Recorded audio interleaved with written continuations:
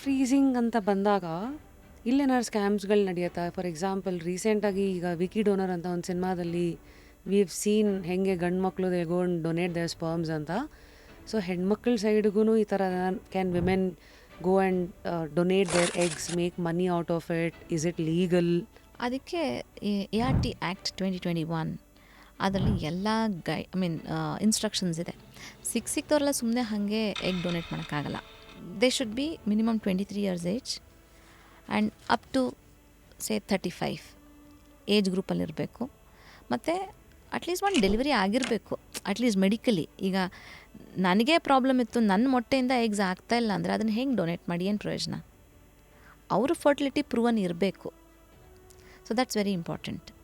Oh, Yeah, and a woman can donate her eggs only once in lifetime to only one couple.